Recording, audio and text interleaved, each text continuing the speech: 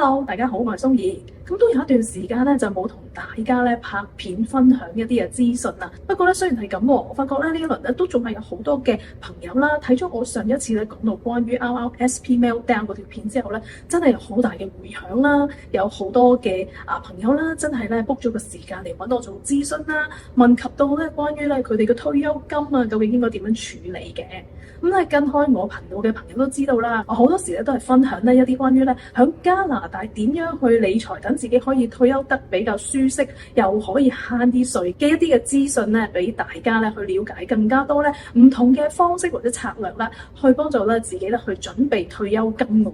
咁即係證明咧，市場上面真係有好多人咧，真係喺度咧策劃緊退休喎。咁無論咧你而家係乜嘢年齡層啦，40歲、50歲、60歲啦，其實咧都係可能諗緊咧，我點樣可以為自己咧製造咧安穩嘅退休金嘅。咁其實咧經歷過2021年至到2023年咧嗰個超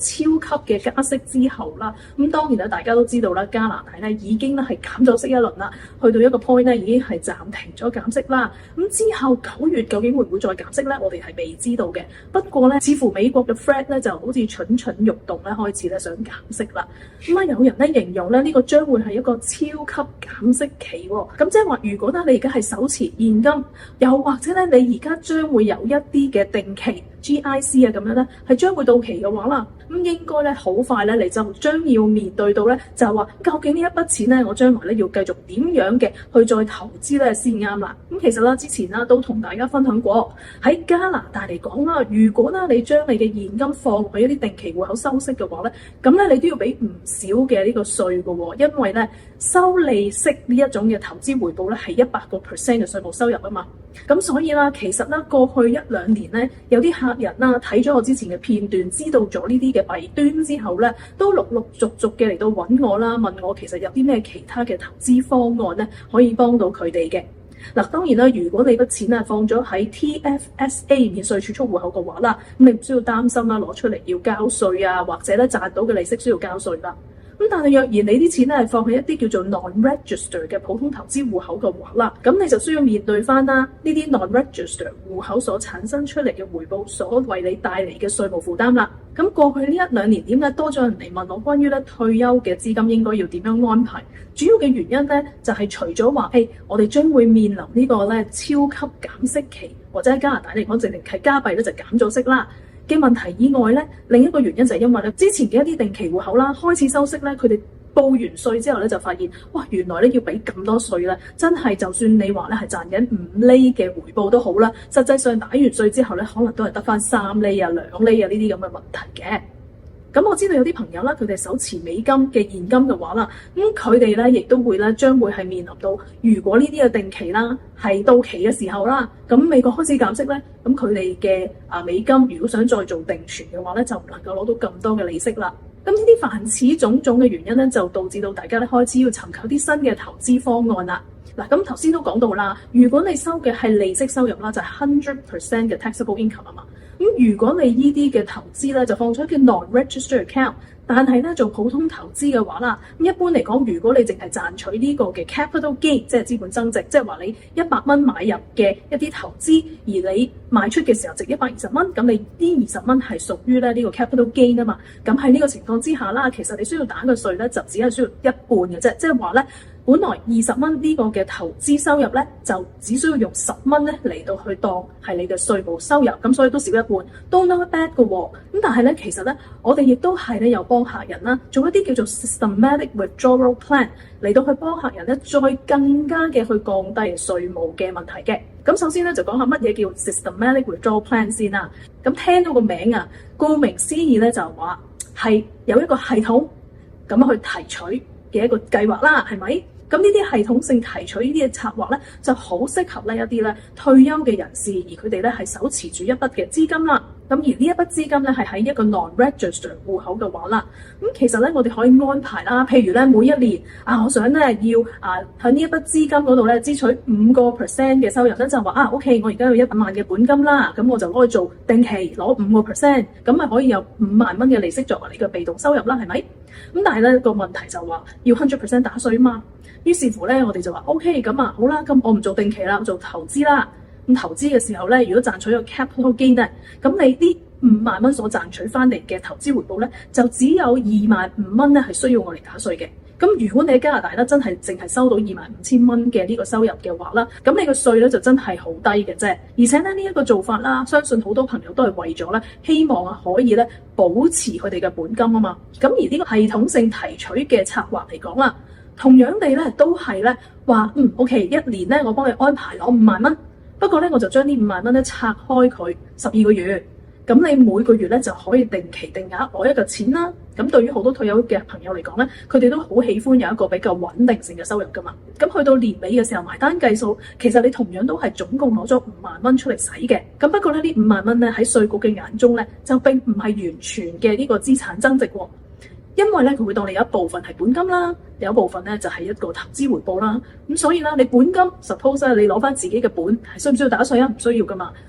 你賺取嘅部分又唔係原來 100% 係 capital gain 喎。咁所以點解咧？喺稅務上面咧，你所需要負擔嘅咧就會相對少啲啦。咁如果大家啦係住喺 BC 省嘅話啦，而喺咧10月8號星期三嘅10點至12點咧又有時間嘅話啦，我當日咧就做一個講座嘅。今次咧我就同我嘅 broker 公司咧一齊嘅合作，咁就係咧做一個關於咧呢個系統性提取方案嚟到咧幫助大家咧去預備一個穩定收入嘅一個退休策劃嘅一個講座喎。咁上一次搞講座嘅時候啦，哇嗰個反應非常之熱烈啦，聽聞啦唔夠24小時啦，嗰啲位咧就已經俾人搶晒啦。嗱，咁如果大家有興趣咧，就馬上咧喺嗰個連結上面報名啦。嗱，如果唔想好似上一次咁咧瞓醒覺就已經冇咗位嘅話啦，咁記得咧第一時間咧就快啲咧去呢個嘅報名啦。咁除咗呢個系統性提取方案之外啦，咁其實最近咧我都聽到好多喺出邊嘅人啦，特別喺香港嘅一啲資訊咧，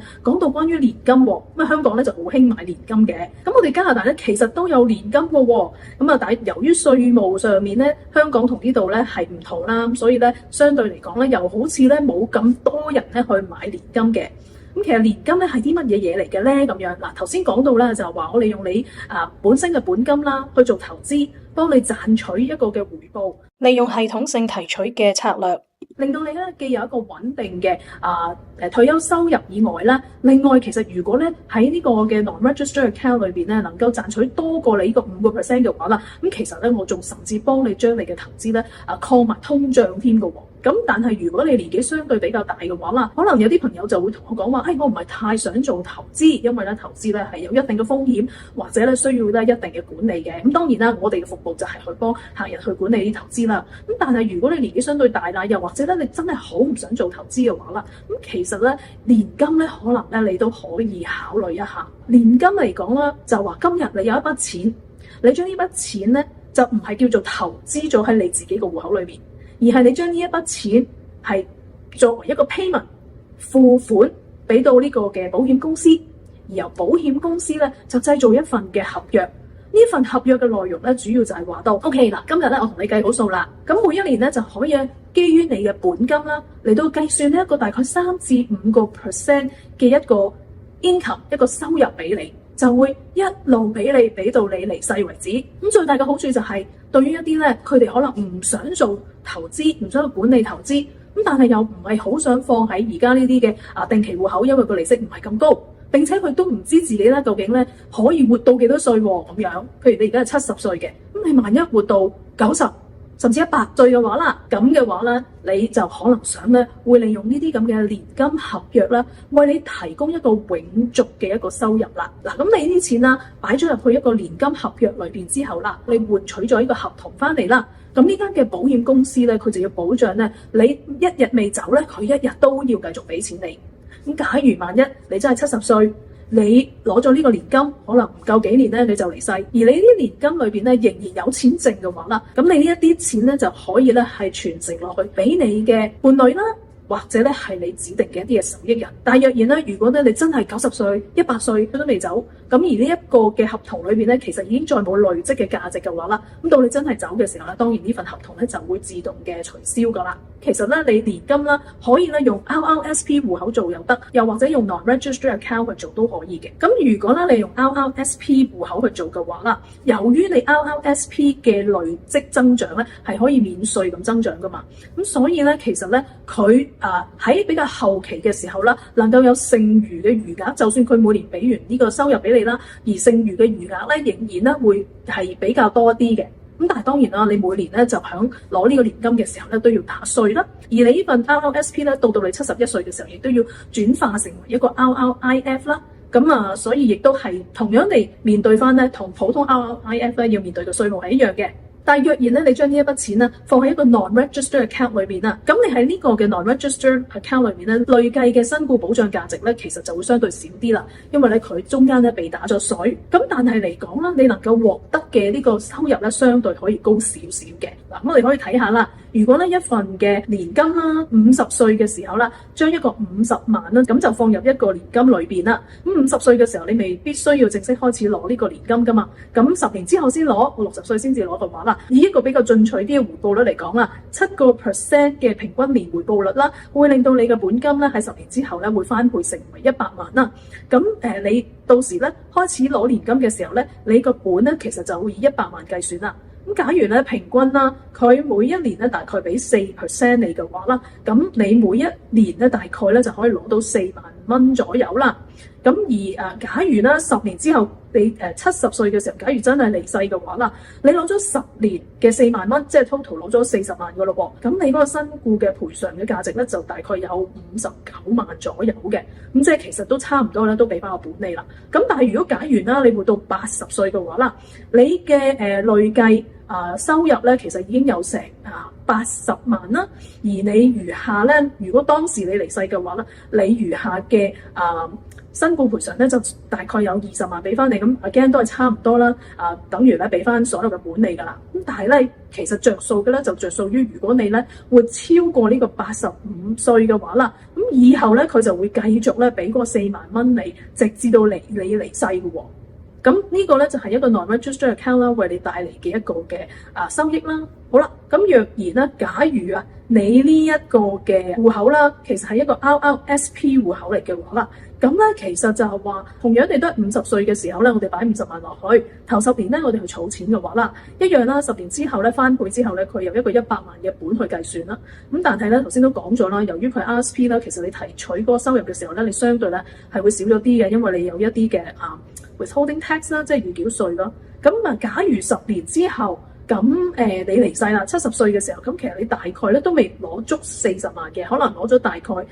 37